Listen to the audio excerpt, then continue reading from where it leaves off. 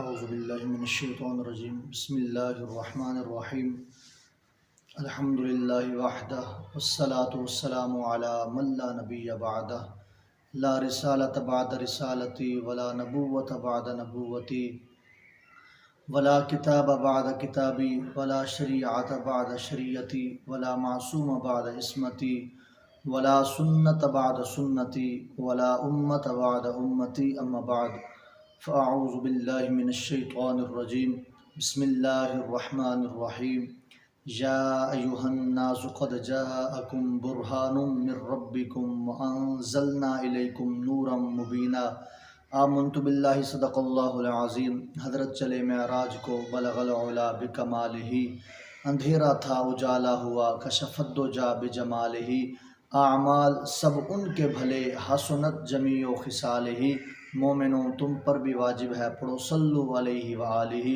اللہم صلی علی سیدنا و مولانا محمد مبارک وسلم وصلی علیہ۔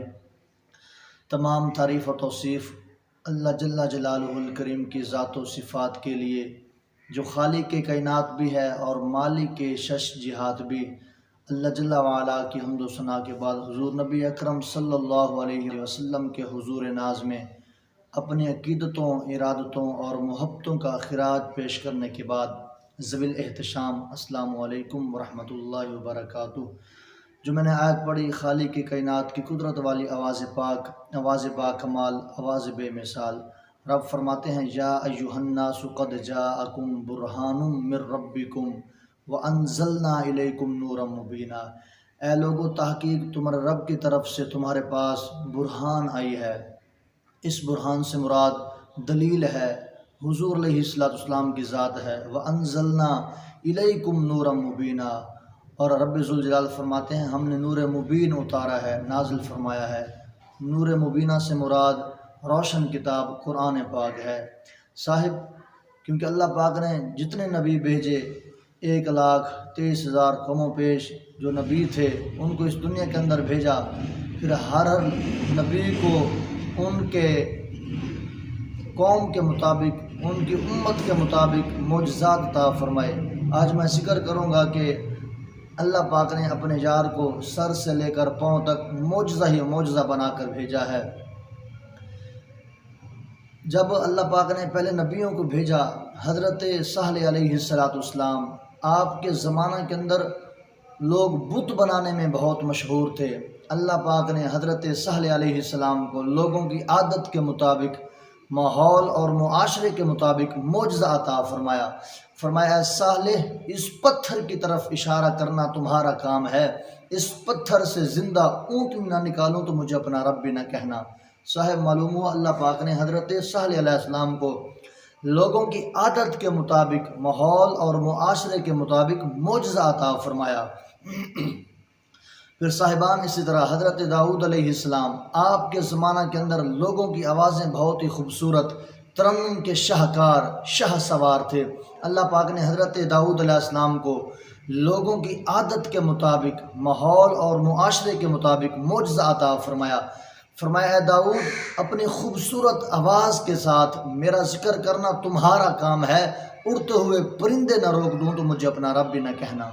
اللہ پر صاحب اسی طرح حضرت عیسیٰ علیہ السلام، آپ کے زمانہ کے اندر لوگ حکمت میں، دوائی ٹونوں میں بہت ہی مشہور معروف تھے۔ اللہ پاک نے حضرت عیسیٰ علیہ السلام کو لوگوں کی عادت کے مطابق، ماحول اور معاشرے کے مطابق معجزہ عطا فرمایا۔ فرمایا عیسیٰ، بیماروں پر ہاتھ رکھنا تمہارا کام ہے، ان بیماروں کو شفا نہ دوں تو مجھے اپنا رب بھی نہ کہنا۔ اے عیسیٰ علیہ السلام، مریضوں پر ہاتھ پھیرنا تمہارا کام ہے، ان مریضوں کو شفا نہ دوں تو مجھے اپنا رب بھی نہ کہنا۔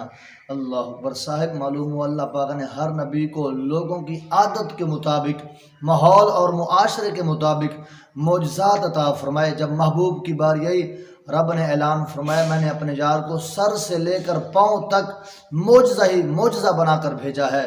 معلوم ہوا میرے مصطفیٰ کریم کی ہر ادا معجزہ ہے۔ میرے مصطفیٰ کا چلنا معجزہ، اٹھنا معجزہ، بیٹھنا معجزہ، سونا معجزہ، کھانا کھانا معجزہ، پانی پینا معجزہ، بالآخر میرے مصطفیٰ کا حسن بھی معجزہ ہے۔ صاحبان وہ حسن جس کے بارے میں حضرت حسان بن ثابت رضی اللہ عنہ آپ فرماتے ہیں یا رسول اللہ وَأَحْسَنُ مِنْكَ لَمْ تَرَ قَطُّ عَيْنِي وَأَجْمَلُ مِنْكَ لَمْ تَلِدِ النِّسَاءُ خُلِقْتَ مُبَرَّأً مِنْ كُلِّ عَيْبٍ كَأَنَّكَ قَدْ خُلِقْتَ كَمَا تَشَاءُ۔ صاحب حضرت حسان عرض کرتے ہیں یا رسول اللہ وَأَحْسَنُ مِنْكَ لَمْ تَرَ قَطُّ عَيْنِي، آج تک میری آنکھ نے آپ جیسا حسین چہرہ دیکھا ہی نہیں ہے، حسین چہرہ دیکھ کیسے سکتی ہے؟ وَأَجْمَلُ مِنْكَ لَمْ تَلِدِ النِّسَاءُ، کوئی ماں آپ جیسا حسین بچہ جنے تبھی میری آنکھ آپ جیسا حسین چہرہ دیکھ سکتی ہے۔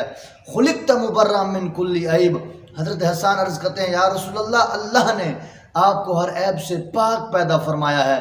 کأنک قد خلقت کما تشاء، یا رسول اللہ جس طرح آپ کی منشا تھی، آپ کی مرضی تھی، اللہ پاک نے آپ کو ویسا ہی بنا دیا ہے۔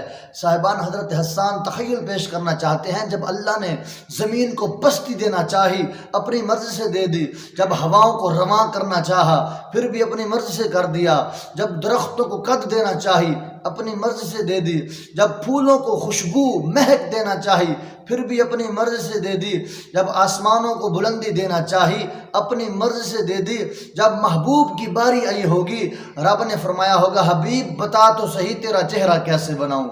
صاحب توجہ کیجئے، جب محبوب کی باری آئی ہوگی رب نے فرمایا ہوگا حبیب بتا تو صحیح تیرا چہرہ کیسے بناؤں۔ آپ نے عرض کی ہوگی مولا میرے چہرے کو ایسا بنا دے، ایسا بنا دے اگر میں آسمان کی طرف دیکھوں تو قبلہ کو بدل دے۔ صاحب بالآخر رب نے فرمایا ہوگا حبیب بتا تو صحیح تیرے ہاتھوں کو کیسا بناؤں۔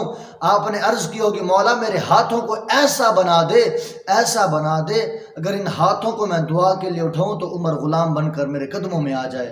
اللہ اتنی بڑی شان عطا فرمائی اللہ پاک نے اپنے حبیب کو۔ پھر اللہ نے اعلان فرمایا وَرَفَعْنَا لَكَ ذِكْرَكَ، کہ محبوب ہم نے آپ کے لیے آپ کے ذکر کو بلند کر دیا ہے۔ یہاں اعلیٰ حضرت عظیم البرکت الشاہ امام احمد رضا خان فاضل بریلی کے تاجدار نے کیا خوب فرمایا، وَرَفَعْنَا لَكَ ذِكْرَكَ کا سایہ ہے تجھ پر آقا، وَرَفَعْنَا لَكَ ذِكْرَكَ کا سایہ ہے تجھ پر، ذکر اونچا ہے بول بالا ہے تیرا، مٹ گئے مٹتے ہیں سب دشمن تیرے، پر نہ مٹا ہے نہ مٹے گا کبھی چرچا تیرا۔